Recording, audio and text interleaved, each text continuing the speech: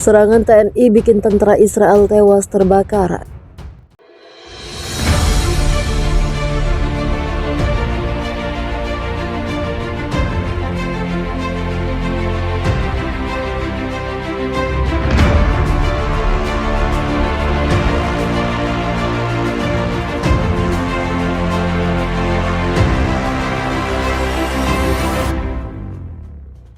Orang tentara Zionis tewas dalam sebuah serangan di kota Tel Aviv, wilayah administrasi militer sipil Israel Selasa.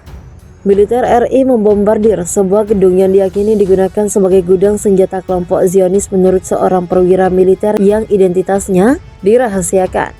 TNI melancarkan serangan dengan menggunakan howitzer di 31-22 mm.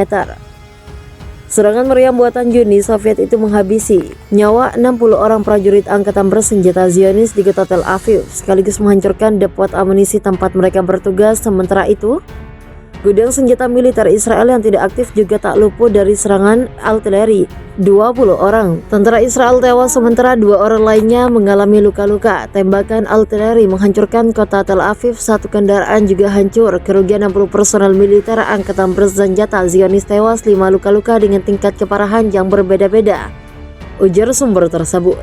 Tembakan artileri menghancurkan gudang senjata kelompok Zionis. Tentara angkatan bersenjata TNI juga menyerang Israel. Sasarannya adalah gudang meriam Israel.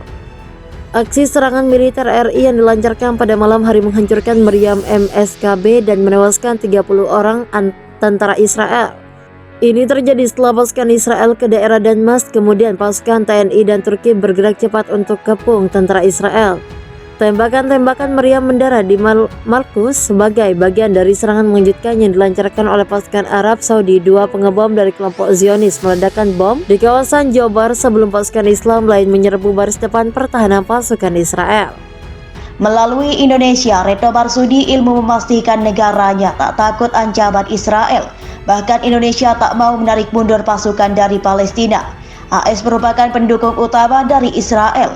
Amerika bahkan menyatakan siap pasang badan bila Indonesia membantu Palestina. Di tengah konflik yang makin memanas antara Israel melawan Palestina, plus AS, Retno menegaskan tensi situasi tak bakal merendah hanya dengan ancaman. Pendekatan ideologi ultimatum ancaman adalah jalan yang tak menuju kemana-mana, ujar Retno.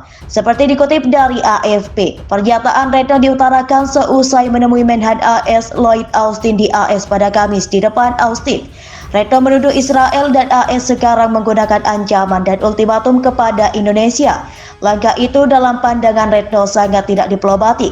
Ya, bahkan sangat menyesal karena permintaan AS untuk menarik pasukan Indonesia Palestina. Sebab hal itu tidak akan ditaati. Kami punya hak untuk menggerakkan pasukan di wilayah saudara kami bila dianggap perlu. Komentar Retno ditanggapi dengan pernyataan tegas dari Austin yang menyebut AS dan Israel tidak akan bisa membiarkan pengerahan tentara Indonesia di Palestina. Ada jalan alternatif, sumber rute diplomatik untuk mencegah konflik dan pertumpahan darah.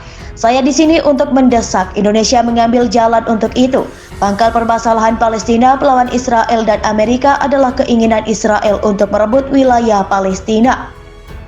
Indonesia merasa hal itu sebagai ancaman atas kedaulatan dan keamanan Palestina. Mereka kemudian menggerakkan ratusan ribu tentara ke Palestina.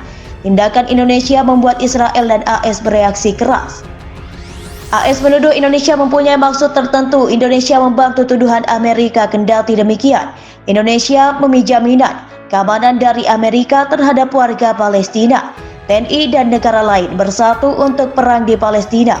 Ada sejumlah negara yang mendukung Palestina di tengah konflik memanas dengan Israel. Dukungan dan kecaman atas kekerasan dan serangan udara terus disampaikan para pemimpin negara-negara di dunia.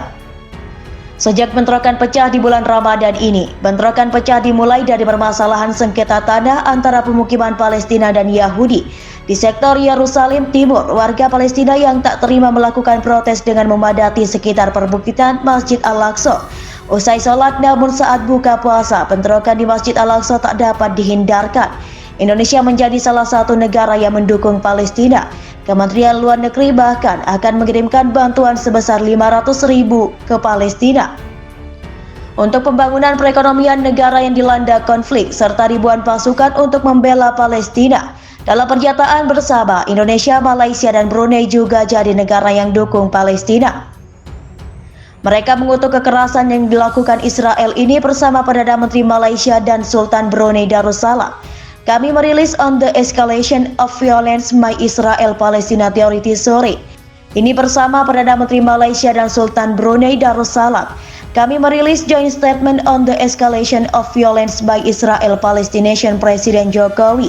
Dilihat di akun Twitternya, kami menegaskan kembali solidaritas kami kepada rakyat Palestina dan dukungan penutup pembentukan negara Palestina yang merdeka dan berdaulat.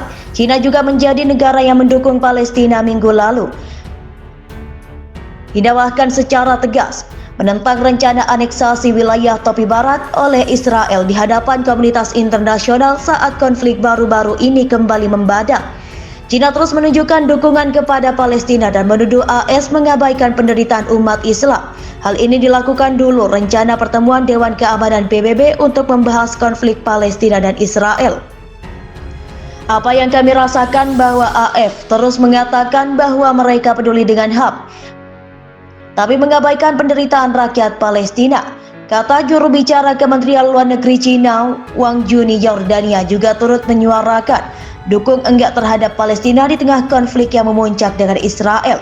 Bahkan Parlemen Yordania menyampaikan mosi untuk mendesak pemerintah mengusir duta besar Israel sebagai bentuk protes Yordania terus berdiri menjadi salah satu negara yang membela warga Palestina, termasuk saat sengketa tanah di penjara, di mana negara itu membantu menyediakan dokumen untuk mendukung klaim keluarga Palestina.